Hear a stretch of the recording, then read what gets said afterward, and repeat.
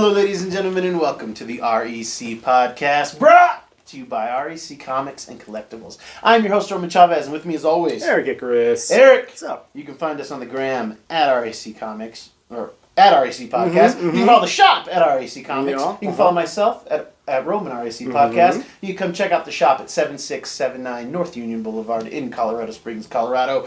With us on the ones and twos, as always, the Big Tuna. Woo! Jordan Tunney, thank you. Recently, we had the great jerky off, beef jerky off.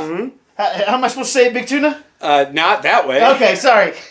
The big jerky match, I forget the title of it, where Erik versus me, palate versus palate, and to see who has the more refined taste buds for prepackaged smoked meats. Very true. All right?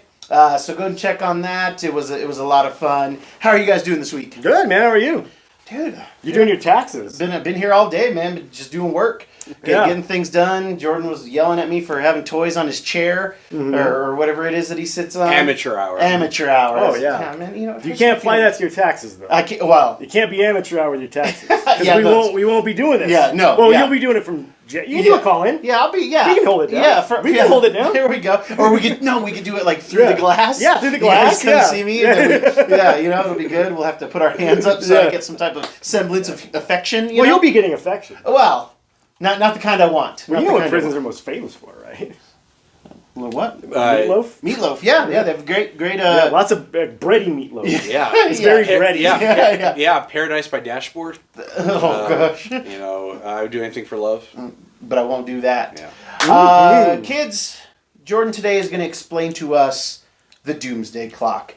We have some end-of-world scenarios that we would like to address, but first, you have to explain something to me, Big Tuna. What is the Doomsday Clock and its reference to the world? It's the countdown to your taxes. Oh, God! Yeah, absolutely. It's April 14th. The Doomsday Clock is essentially the same thing as the federal government. It's a giant waste of everyone's time. The Doomsday Clock was devised in the late 1940s by a group of scientists who were trying to calculate or determine how close humanity was coming to man-made global catastrophe. And through the years, the various pandemics and nuclear proliferation and wars and famine, cats and dogs living together, there have been all sorts of things that have contributed to moving the Doomsday Clock up closer to midnight, which would be the inevitable end of humanity. Which is ironic, considering if they're able to move the clock closer, that suggests that they know something we don't. But the reason it's in the news this week is because scientists recently moved it to about 90 seconds before midnight, which sounds like a terrible Jared Leto-led band. 90 seconds to minute. I could be into it. It only takes 30 seconds to get to Mars, okay? If you're Elon Musk. Yeah, the speed. So, because of all the stuff in the news, you've got something happening with Russia, Ukraine, I don't know, I watch the news, and all the stuff about nuclear technology and its proliferation, that's led scientists to believe that we are closer than we have ever been to the end of humanity, which is ironic considering that fewer people watch Keeping Up with the Kardashians now than they did 10 years ago. So, with that in mind, I figured this episode would be greatly inspired by a post-apocalyptic future, one in which the clock has struck 12:01 on the Doomsday, and we are going to look at some films and scenarios, end of the world, what they did good as a movie or as a show, what they did well in terms of what the survivors chose to do or not do, and kind of look at sort of the post-apocalyptic genre from those perspectives. I couldn't have said it better myself. I couldn't, because like many, I only heard about the Doomsday Clock in the Watchmen universe. They explained it a little bit there. I don't know. It was kind of for all-out war. They had that old school news guy talking about it. Yeah, the McLaughlin group. McLaughlin group? McLaughlin? McLaughlin? Yeah. The group that decides the fate of the world, Illuminati. So yes, we do have some world-ending scenario films that we want to talk about. We'll softball this up because it's very easy for me to stick into zombies. But let's go a little off topic and let's go I Am Legend / the Omega Man. I'll start with the Omega Man as a. I actually read the short story of. Is it Philip K. Dick or? No, it's not. No, it's not. Okay, yeah, we'll find out. I have that in my head for some reason. But the book is very different from the movie, in which, and I guess there is an Omega Man movie as well with our boy Charlton Heston, where it's actually like the book is actually more about vampires and the last man on Earth in this world of basically vampire-like things. Like so much so that he's hanging out in graveyards, putting up garlic around his house to keep vampires away from his home, stuff like that. The Will Smith version, he slaps people until they succumb to his will, and it's not good etiquette. Keep my wife's throat out of your mouth. With that film, it's a little less. It's definitely less zombie, less vampire, kind of mindless monster to an extent. Yeah, but sure. it's a virus that is spread from people to people from, I believe, curing cancer in the film. In I Am Legend, they cure some type of disease, which is a wrong thing to do, guys. We can't cure them. The money's not in the cure; it's in the medicine. And when we cure them, zombie-like things happen. We find Will Smith just kind of in New York by himself. He's in New York, I believe, by himself, trying to discover the cure to this thing that he thinks he can cure.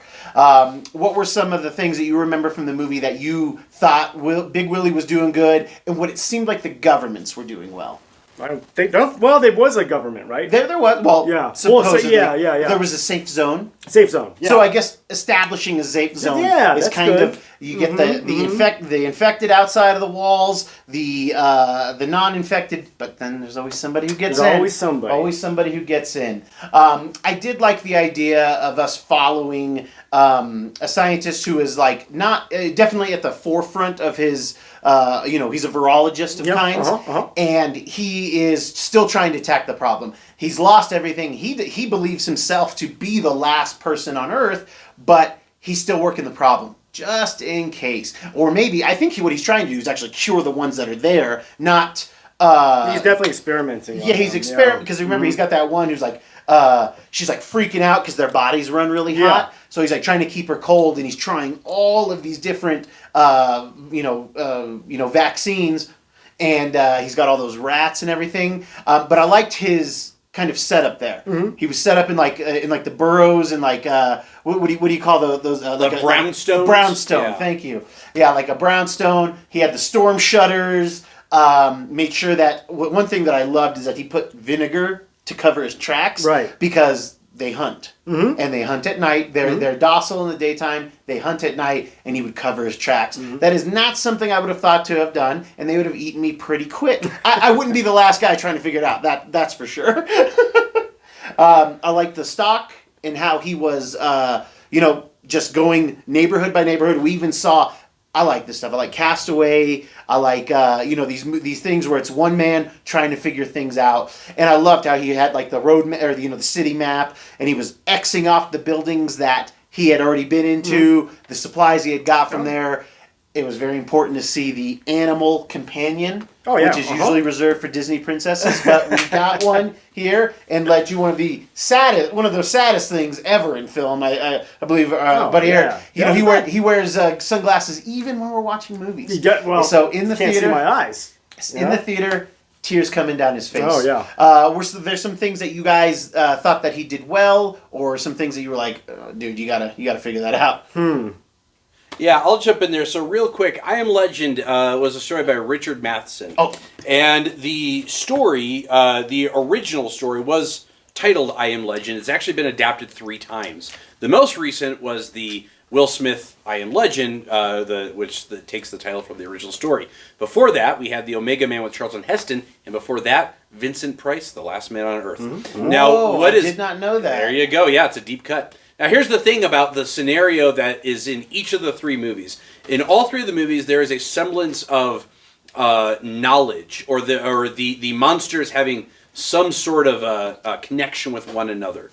I think the original release of I Am Legend had an alternate ending in which Will Smith's character, spoiler alert, but it's been long enough, that's on you, not me.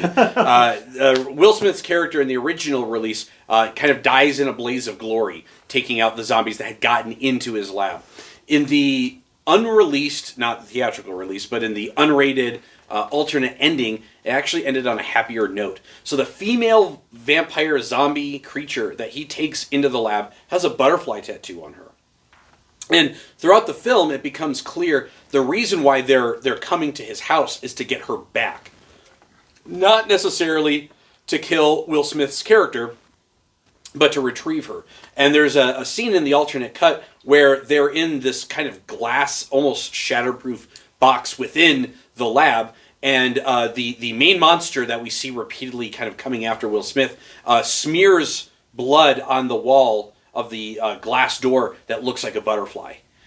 They have her inside of their container, and they end up opening the door and letting her out, like on a gurney or a stretcher, and the monsters leave. And so Will Smith's character survives. They end up finding this, getting on the road, going to this settlement where other survivors may live. That's kind of very common in the post-apocalyptic universe, that somewhere out there is a commonwealth. Or there is a place where people, are rebuilding society. I definitely reiterate the cleverness of covering his tracks with the scent. The grid search is phenomenal. I also liked the fact that he was not just a survivor, but was the scientist. Yeah. If it's Joe Schmo who just happens to have some sort of immunity, there's not much to that. But that is something that we see carried over also in the Omega Man, is this idea that he's kind of this knowledgeable person. One of the things that's a big point of distinction between Charlton Heston's The Omega Man and Will Smith's I Am Legend is the fact that in the Omega Man, the creatures, the infected, they talk. Mm-hmm. And it sets up some really clever stuff where we see through flashbacks, we see a news broadcaster talking about this virus that's beginning to spread, and it turns out that he's the leader of this group that's continually hunting the main character. So it is cool to see kind of the various iterations and kind of where they take it. There is definitely some symbolism in the Omega Man that the cure is kind of carried in his blood. A little bit similar to a very underrated vampire movie, Daybreakers, in which a person who is essentially immune to the vampire virus, if vampires feed on them, they become cured. And vampires feed on them and they become cured. And so the bloodline essentially eliminates the disease. So definitely do some clever stuff. I think one thing that I Am Legend had going against it is that the entirety of the monsters are all CG. Mm-hmm. And in the early 2010s when the movie was released, there's some parts of it that just don't hold up. The monsters have kind of this gaunt, they don't go out in the sunlight. They have like an elongated sort of face and head shape.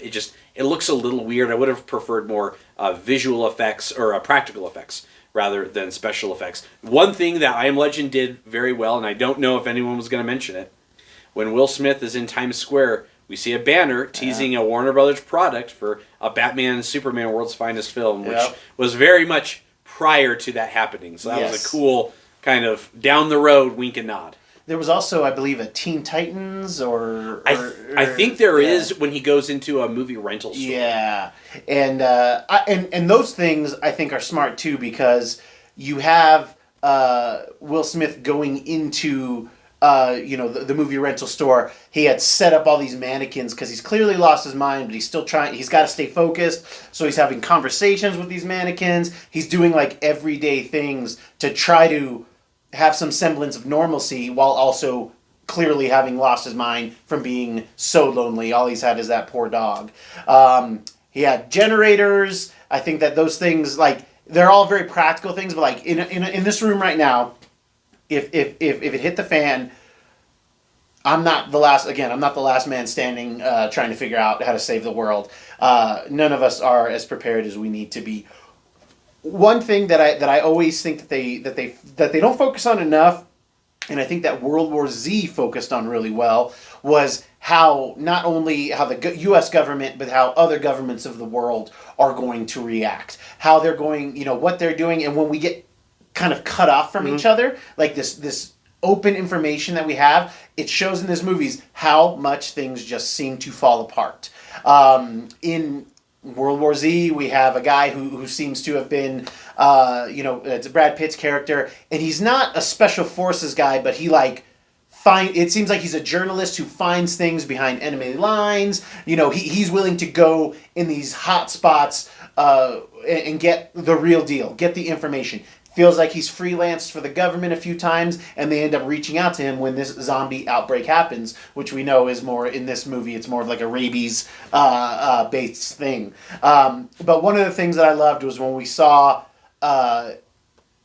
the leaders of the world and the heads of military on this ship. It's this big ship, one of those, what would you call it, a Harrier or something like that, a freighter or something. And it's got all these government officials, and Brad Pitt's like, look, I'll go, but you got to keep my family here. We're safe on the water.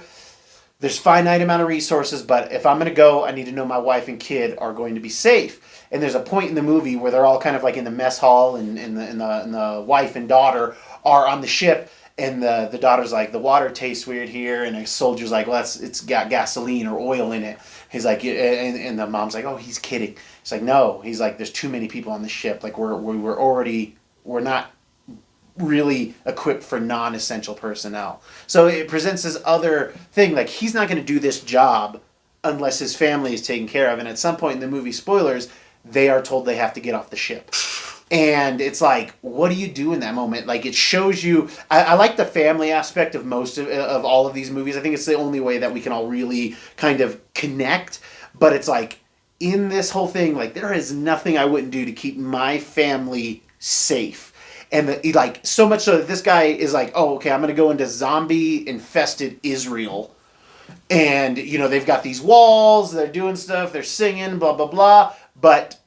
I'm going to go check it out because there's a hot zone here. He's trying, what would you do, man? Is there literally nothing you would do to, keep your family and your... If you had the opportunity, obviously. And it presents such a crazy question. And, as a family man, you think about these things. And I think about them way more than I should, given what I do for a living. I'm reading all these superhero comics. And it's funny because all of these world-ending things are happening. And, people are boned if, these people don't step up. In World War Z, what were some things that you guys enjoyed about the survival of it? There's a few more points I have, but please. Yeah, I'll just it's been a while since I've seen the movie. I remember reading the book and coming into it very much understanding the movie was way different. Way different. Yeah. And that's okay. I think some people were going in expecting the film to be a direct book adaptation. It would have been hard to do as a movie. It would have made more sense as a miniseries because the book is kind of told in this sort of this sequence of events of these interviews that are done. The movie kind of has to put the character into the scenarios where they've happened. Two clever things that I have to point out, and again, World War Z may not be the only zombie fiction that incorporated it. But the two things that when I saw it in the movie, or saw how it was articulated in the movie, I was like, that's clever. Number one, pulling the teeth. Yeah. Zombies spreading through a bite. If everyone's walking around like they were gumming their 3 p.m. dinner at the villages, that's going to slowly stop slow the spread or its ability to spread. And remember, that was in North Korea. The North Korean government instituted that. And again, I love seeing these little fibers and how other it would make sense if you're that type of government. Hey, this is being spread through bites and saliva. Remove everybody's teeth. They remove the teeth of their citizens to just stop it. Which, we saw a similar thing during COVID in China. People's doors being welded shut because they would not stop leaving their houses, and that was the belief that was what was spreading it the most, was just contact. So it's crazy how that's extreme, but that type of we're not that many beats off of that from welding people in their homes. Yeah, absolutely, and leave it to Pyongyang to come up with a clever solution there. The second thing, and it's a smaller thing, but I remember watching the movie and I was like, that's just so insanely smart, and that is magazines on the arms. Coming up with a simple, cheap, clever way to protect yourself from a bite, especially when you're walking through an area or something. This is going to be a natural area you're going to use to block. That's going to be number one contact zone for a bite or a scratch of some kind. And so definitely some clever stuff in the movie that I enjoyed. I also liked, and again, not to sound hypocritical because I just ragged on I Am Legend's use of the special effects, but I did like seeing the wave of people. This idea that if people are rabid, they're literally jumping over each other, and so the zombie horde in these places moves very much like fluid dynamics, like waves. And I thought it was really cool to see, because outside of video games, we really haven't seen anything like that in a movie. Yeah. When you come to these viral, and most of these types of movies have to do with some type of viral, some virus being released. I loved that he figures out, like, during this, and it's cool because when you go back and watch the movie, you do see these things pointing out where the infected with rabies, they are ignoring unsuitable hosts. People who have cancer, other debilitating diseases or weaknesses or disabilities. There are little bits. Now, they do kind of focus on it, and you're like, why are they focusing on this? But you get it later. But it was such a clever idea to be like, hey, we're going to infect you with something that we have a vaccine for or a cure for, but it's going to make you almost invisible to the infected. Mm-hmm. Clever, like such a smart idea, and I loved. It was fun to have this kind of like this guy who goes behind enemy lines, and this researcher who's like, you're seeing like what he's doing, what he's looking at. He initially, the first time he sees somebody get injured or bit, he starts counting, because he's like, how long does it take if I get bit, how long do I have before I am fully infected? And we even see that as it goes on, the infection rate is starting to become slower, so it's becoming more quicker, so it's becoming more of an issue. There's even a point where he gets some of one of the infected's like juices in his mouth, and it gets in his mouth and his eyes, and he runs up on this ledge, and I love that again. This is father stuff, and he's like counting, because if he's gonna turn, if he starts to feel himself turn, he's just gonna jump. He's not gonna put that on his family. He's just gonna jump off the side of this building, and it was just really smart stuff that like. There are people, I think, who are calm in those situations who can do those types of things, and I get it. It's a movie, but it was just so. I love the details. Mm-hmm. I love the details when they have to go and they're trying to track down like the points of origin. They go to this military base in some other country, and it's raining. It's this very dark scene. We've got to keep it quiet. So you see like the military there. They're like on bikes.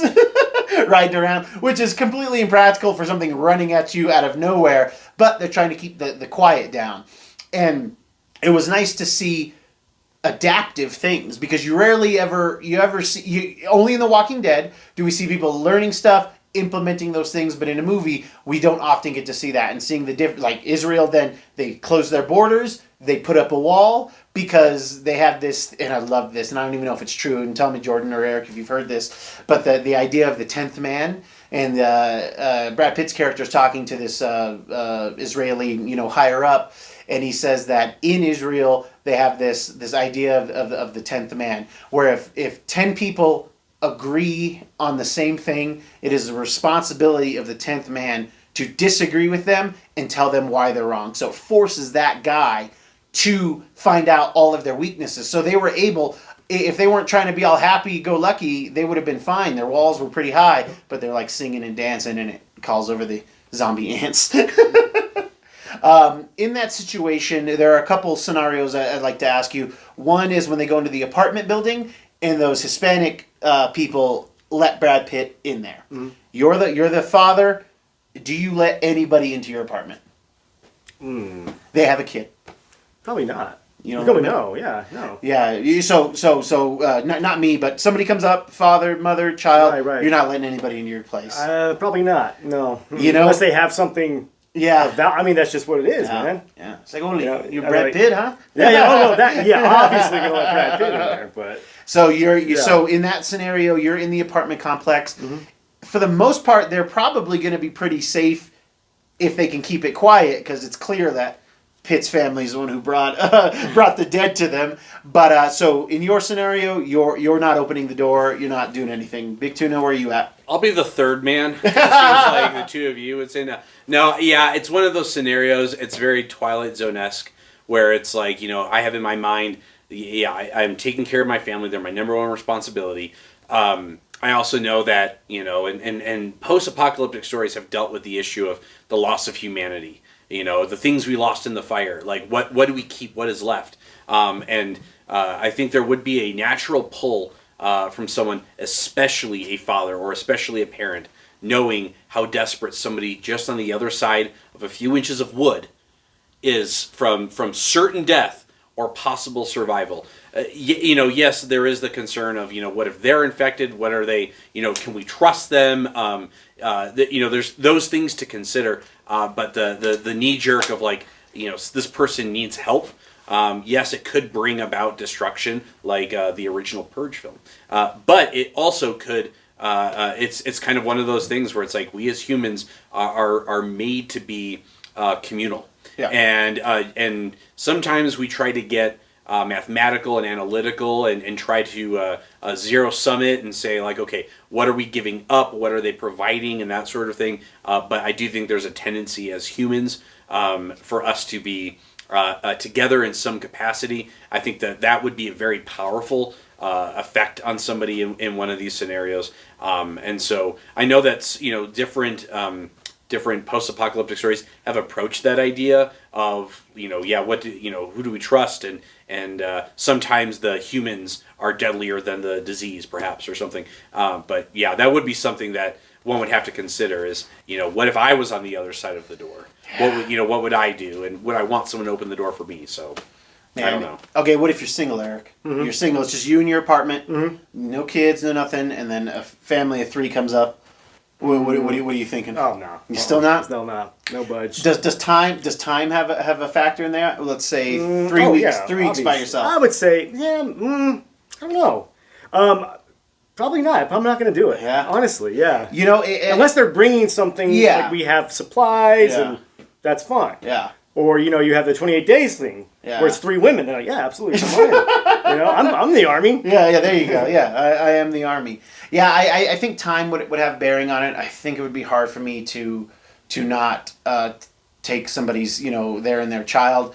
But I think for me, if I'm letting people in, it's like, hey, you keep your backs, you face the door as you come in. I've got my weapon on you. I'm checking you. No bites. If you got anything that looks like a bite, I kill you on sight. It's on sight. God, it would be so stressful. Please don't end. Please, 90 seconds to do. What is that in real time? I don't know.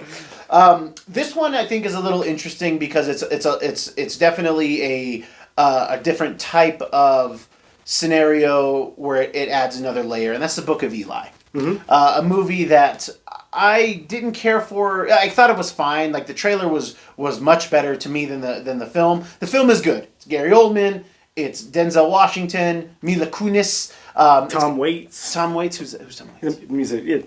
Awesome musician. No, I'm sorry. I'm sorry, kids. I'm old. Eric's older than me, but am I? No, I'm older than you. Oh, is that wait a minute, what? But this movie really showed, to Jordan's point, a community and a lack of community within the same film. Mm-hmm. We have Eli, right? That is Denzel Washington's name, and I love this is a great survival thing. I loved how we're after there's little water. Mm-hmm. We see him going into houses and checking the water heaters, right, to see if there's any liquid in there. He's stumbling into things, which was important later, Jordan, and you have this. That whole thing of it felt very the Quick and the Dead, where Gene Hackman's the head of the town. We have Gary Oldman, and Eli has the Bible on him. That's just ruining it for you. Spoilers, kids.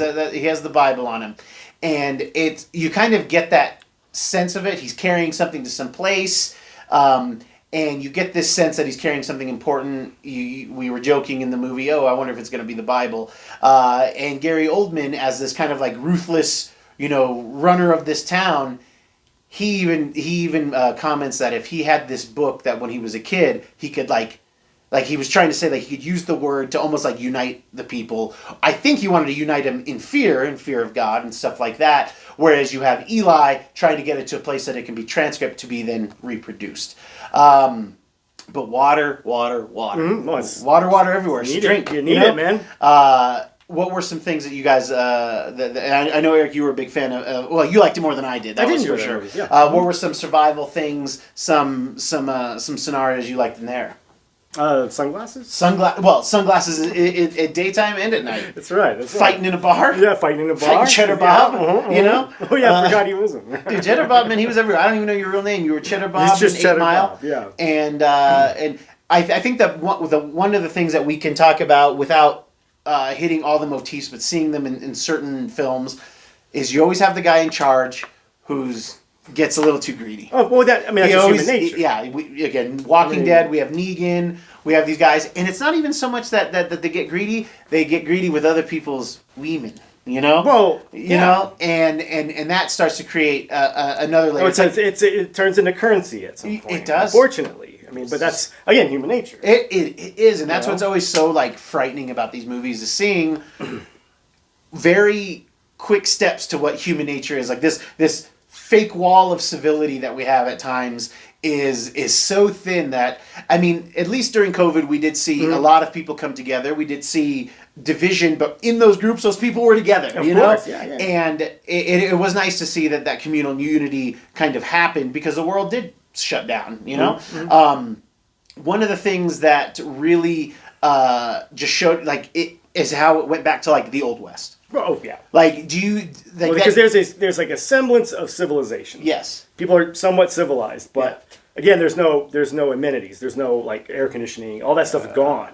So you're not living in Arizona, right? But at that point, it doesn't matter, because I guess apparently it's just sun everywhere, right? Do we know what the event was that happened? I can't remember. Don't think there. Yes and no. So there was a prequel motion comic that was released that ended up telling the story of Gary Oldman's character when he was a child, which plays into his parents being obsessed with televangelists, which explains kind of that context. Really wanting the Bible to control people, that sort of thing. They should have left that in. And I believe there's allusions to that. There was a nuclear exchange. Okay. And so the radiation, beautifully shot movie, wonderful cinematography. It has this grayish tone to it, but within their beautiful shots. One of the most fantastic openings of the 20 teens features Denzel killing a cat, and he's literally sitting there as this ash is falling. He's remaining completely still, lets an arrow loose and hits the target. Just looks really incredible. Yeah. Hunting cats. Yeah, hunting cats. Hitting cats. Yeah, what would you call snapping necks and hunting? cashing cats. Hunting. But yeah, there are some things though that we have not mentioned. So you mentioned the big three. You got Mila Kunis, you've got Denzel, you've got Gary Oldman, and Tom Waits. Tom Waits. Don't forget about Tom Waits. Lest we forget Ray Stevenson. Well, Bone Machine is a great album. Lest we forget Dumbledore, Michael Gambon. Has a very small scene. Him and his crazy wife. Yeah, because they're cannibals, right? God, yes, they're cannibals. Yeah, they shack up. And lest we forget, from the Flashdance and the Book of Boba Fett, Jennifer Beals. Yeah. So some interesting stuff in there. I'm going to mention it because I want to take the wind out of Roman, because he's going to bring this up. When we watch the movie, and the movie ends, and we're talking about it, and we learned this, sort of thing and stuff. Very clever that. That we find that he is carrying the Bible, but when our antagonist gets his hands on it, he can't read it because it's in Braille. Right. Which is that's such a. I mean, that's like a Burgess Meredith Twilight Zone ending. Right there. The big reveal is that ultimately, yes, Denzel does reach his destination and is able to through memory, he's able to recite the Bible, and they are able to transcribe it. But the big reveal, and I don't even want to look at his face right now when I make this statement, is that Denzel Washington was blind. Something that I would say was just subtle enough that even a moviegoer like myself... Jordan didn't know! I didn't realize it. In fact, I thought the twist was that he was black. Oh my God! So, and so now going back, you see how clever certain scenes were, especially the scene where he's outnumbered. He's kind of roving on the road. This woman pretends she needs help, and these guys jump him, want to attack him, and instead of fighting out in the open, he backs into an overpass, where the sound will echo. And so it's much easier for him to hear where the attacks are coming from. I think one of them had like a chainsaw or some kind of power tool. And so, yeah, super clever there. I just thought he was kind of clumsy. I hit stuff all the time. I can't tell you how many belt loops in my pants I've ripped because I've walked too close to a door frame. So I just figured, hey, he's like me. Well, it turns out he's very much not like me. Yeah, so, he's Blind Ninja. Right? Blind Ninja for God, okay? Yeah, we should have Rutger Hauer in it. But yeah, one of the other things that they do, there are scenes where people do shoot weapons. There are guns are still in it, but the movie also does highlight the idea that like guns and bullets are somewhat scarce. Oh yeah. And so there's a heavy reliance. There's a lot of hand to hand and blade fighting. Also, one thing that I really enjoyed is Denzel has an iPod that he listens to, and through their barter system, he goes into this town. He's got some animal grease that uses, chapstick, that sort of thing. And what do I need? I need my iPod recharged. And so kind of that shows sort of the barter system that takes place in a society where the currency is no longer this arbitrary paper that we give it value, but the what do you have that I want? And so that is kind of an interesting dynamic. Eric's pretty mouth. Right? Oh, yeah, with animal grease on it? With animal grease, yeah, man. Do you think it would have been different if it was like the Quran instead of the Bible? Like he starts listening off and like, yeah, we're not going to do this. Like the roving like murderers are like, we can't fight this guy. Like he's still. I do think at the end when they end up like compiling the book, I do believe there's other like religious texts that are next to it. So, but yeah, I mean, yeah, that would have been a very different story. The book of what? Ali? The Book of Ali. Yeah, there you go. Book of Ali. Yeah. Now, being a comic book store, we do have one more Doomsday scenario I would like to talk about. The Road? The Doomsday scenario. Yeah, for the whole family. Is Avengers Endgame, guys. Okay. Come on. All right, we're the heroes. All right. They get themselves handed to it. We saw all the mistakes. We've seen this movie countless times. I know I have. What were some things that you would do differently if you were the Avengers in Infinity War? Okay? Thanos gets all the stones. We know this. Mm-hmm. We have all of these pockets of heroes trying to do things separately. And I think the biggest problem we have is that they're not talking to each other. Mm-hmm. Tony goes straight off world without even calling Steve Rogers to let him know what he knows, what's going on. Hey guys, I'm going to be out in space. Come look for me. Because if they don't meet Captain Marvel, Tony's dead. That's true. Tony's dead. Yeah, that's true. Nebula's slicing him open to keep warm. It's not good. It's not good. So communication should have been key. These guys, they have been an organized fighting unit for several films. Mm-hmm. Several years we know, because we know that at some point, it's probably been, in their time, at least 6 years since Avengers 1. Right. Because, when they get him on Ragnarok, Banner, Hulk tells him, Ultron was 2 years ago. Yeah. So we've got at least a 5, 6, 7 year gap there. So they're already kind of like they should have kept looking. It sounds like they weren't even looking for the Hulk. I think. Well, I mean, they probably like, you know what, this is okay. I think the message here, kids, is checking on your friends. Okay, make sure everybody's good. Make sure you know where everybody's at. But yeah, I think communication. That's a biggie. That really, and I mean, you're going to have to destroy a stone. Right. If you destroy one, he can't do it. That's true.